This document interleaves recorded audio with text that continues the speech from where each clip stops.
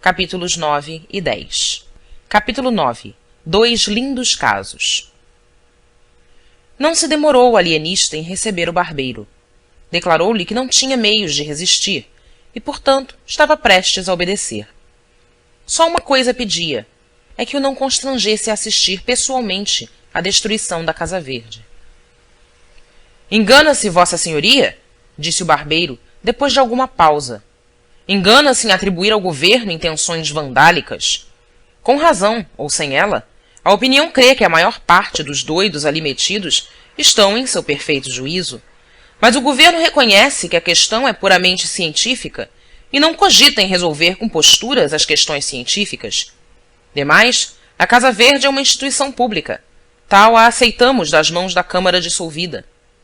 Há, entretanto, por força que há de haver um alvitre intermédio que restitua o sossego ao espírito público». O alienista mal podia dissimular o assombro. Confessou que esperava outra coisa, o arrasamento do hospício, a prisão dele, o desterro, tudo menos... «O pasmo de Vossa Senhoria?» atalhou gravemente o barbeiro. «Vem de não atender à grave responsabilidade do governo. O povo, tomado de uma cega piedade que lhe dá, em tal caso, legítima indignação, pode exigir do governo certa ordem de atos, mas este, com a responsabilidade que lhe incumbe, não os deve praticar, ao menos integralmente, e tal é a nossa situação. A generosa revolução que ontem derrubou uma Câmara vilipendiada e corrupta pediu em altos brados o arrasamento da Casa Verde. Mas pode entrar no ânimo do governo eliminar a loucura? Não. E se o governo não a pode eliminar, está ao menos apto para discriminá-la e reconhecê-la? Também não. É matéria de ciência. Logo, em assunto tão melindroso, o governo não pode, não deve, não quer dispensar o concurso de Vossa Senhoria. O que lhe pede é que, de certa maneira, demos alguma satisfação ao povo. Unamo-nos, e o povo saberá obedecer. Um dos alvitres aceitáveis, se Vossa Senhoria não indicar outro, seria fazer retirar da Casa Verde aqueles enfermos que estiverem quase curados, e bem assim os maníacos de pouca monta, etc. Desse modo, sem grande perigo, mostraremos alguma tolerância e benignidade. «Quantos mortos e feridos houve ontem no conflito?» perguntou Simão Bacamarte depois de uns 3 minutos. O barbeiro ficou espantado da pergunta, mas respondeu logo que 11 mortos e 25 feridos. 11 mortos e 25 feridos, repetiu 2 ou 3 vezes o alienista. E em seguida declarou que o alvitre lhe não parecia bom, mas que ele ia catar algum outro, e dentro de poucos dias lhe daria a resposta.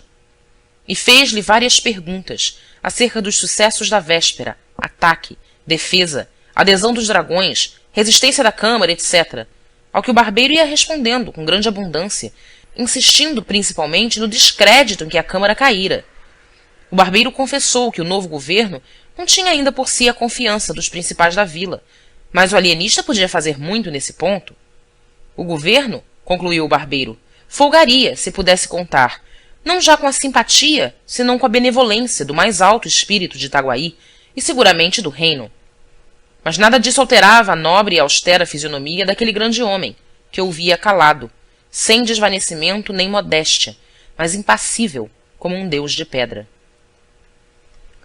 11 mortos e 25 feridos, repetiu o alienista, depois de acompanhar o barbeiro até a porta.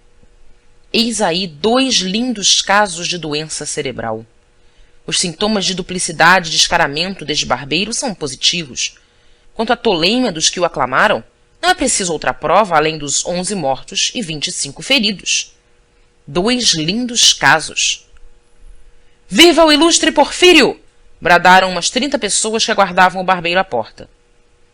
O alienista espiou pela janela e ainda ouviu este resto de uma pequena fala do barbeiro às 30 pessoas que o aclamavam. «Porque eu velo, podeis estar certos disso, eu velo pela execução das vontades do povo. Confiai em mim, e tudo se fará pela melhor maneira. Só vos recomendo ordem, e ordem, meus amigos, é a base do governo.» «Viva o ilustre Porfírio!» bradaram as 30 vozes, agitando os chapéus. 2 lindos casos, murmurou o alienista. Capítulo 10. à restauração. Dentro de 5 dias, o alienista meteu na Casa Verde cerca de 50 aclamadores do novo governo. O povo indignou-se. O governo, atarantado, não sabia reagir. João Pina, outro barbeiro, dizia abertamente nas ruas que o Porfírio estava vendido ao ouro de Simão Bacamarte, frase que congregou em torno de João Pina a gente mais resoluta da vila. Porfírio, vendo o antigo rival da navalha à testa da insurreição, compreendeu que a sua perda era irremediável, se não desse um grande golpe. Expediu 2 decretos, um abolindo a Casa Verde, outro desterrando o alienista.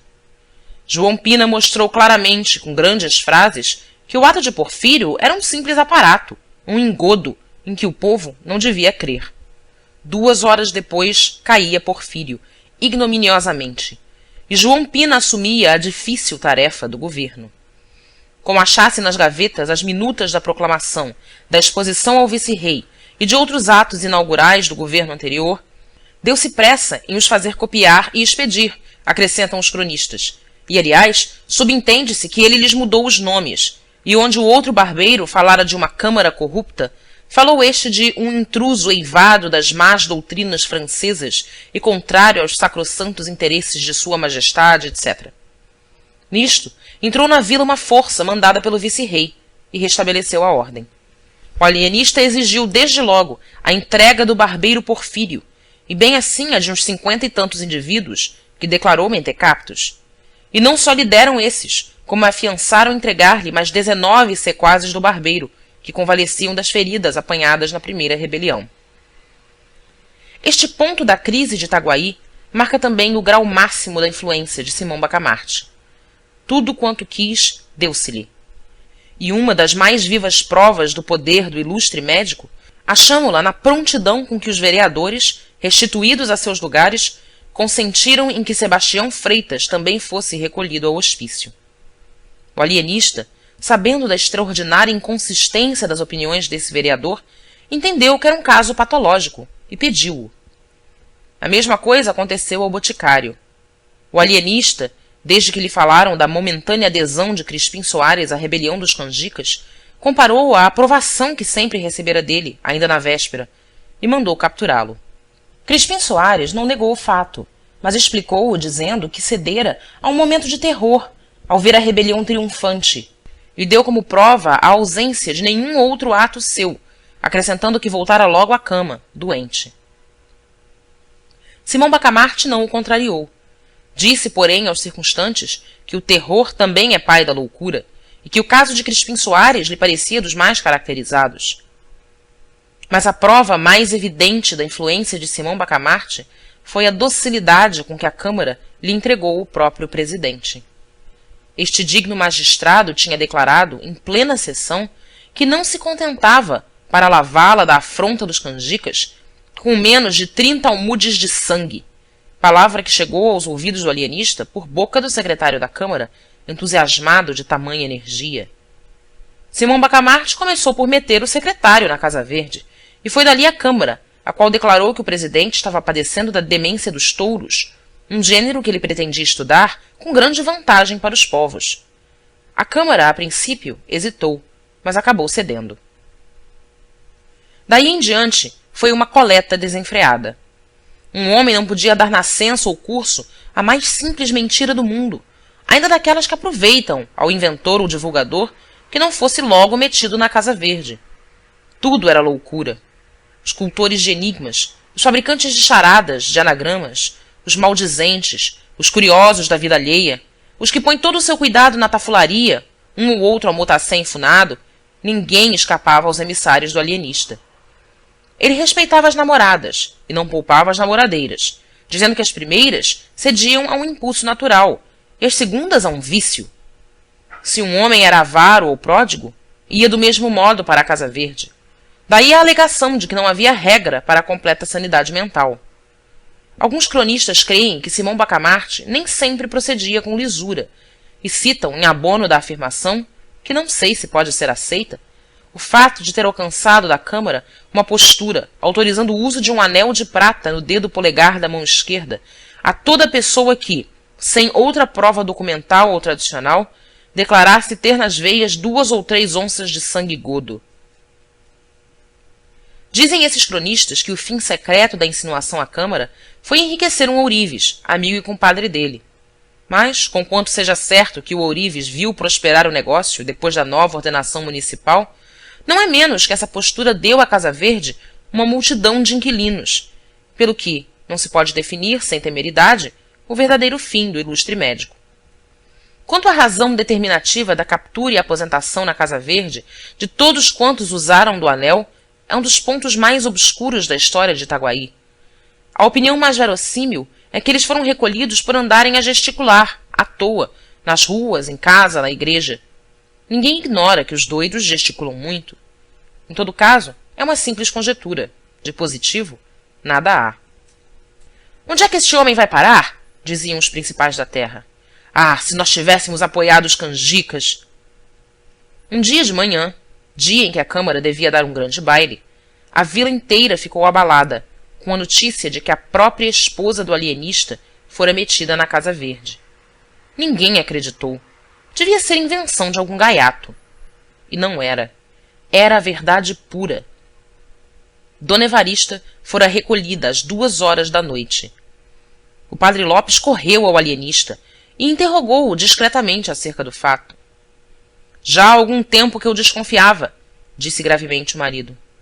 A modéstia com que ela vivera em ambos os matrimônios não podia conciliar-se com o furor das sedas, veludos, rendas e pedras preciosas que manifestou logo que voltou do Rio de Janeiro. Desde então comecei a observá-la. Suas conversas eram todas sobre esses objetos. Se eu lhe falava das antigas cortes, inquiria logo da forma dos vestidos das damas. Se uma senhora a visitava na minha ausência, antes de me dizer o objeto da visita, descrevia-me o trajo, aprovando umas coisas e censurando outras. Um dia, creio que vossa reverendíssima há de lembrar-se, propôs-se a fazer anualmente um vestido para a imagem de Nossa Senhora da Matriz. Tudo isto eram sintomas graves. Esta noite, porém, declarou-se a total demência. Tinha escolhido, preparado, enfeitado o vestuário que levaria ao baile da Câmara Municipal. Só hesitava entre um colar de granada e outro de safira. Anteontem, perguntou-me qual deles levaria. Respondi-lhe que um ou outro lhe ficava bem. Ontem repetiu a pergunta ao almoço. Pouco depois de jantar fui achá-la, calada e pensativa. — Que tem? Perguntei-lhe. Queria levar o colar de granada, mas acho o de safira tão bonito. — Pois leve o de safira. — Ah, mas onde fica o de granada? Enfim, passou a tarde sem novidade. Ceamos e deitamo-nos. Alta noite. Seria 1h30. Acordo e não a vejo. Levanto-me, vou ao quarto de vestir. Acho-a diante dos 2 colares, ensaiando-os ao espelho, ora um, ora outro. Era evidente a demência. Recolhia logo. O padre Lopes não se satisfez com a resposta, mas não objetou nada. O alienista, porém, percebeu e explicou-lhe que o caso de Dona Evarista era de mania suntuária, não incurável e, em todo caso, digno de estudo. Conto pô-la boa, dentro de 6 semanas, concluiu ele. E a abnegação do ilustre médico deu-lhe grande realce. Conjeturas, invenções, desconfianças, tudo caiu por terra, desde que ele não duvidou recolher à Casa Verde a própria mulher, a quem amava com todas as forças da alma. Ninguém mais tinha o direito de resistir-lhe, menos ainda o de atribuir-lhe intuitos alheios à ciência. Era um grande homem austero, Hipócrates forrado de Catão. Fim do capítulo 10.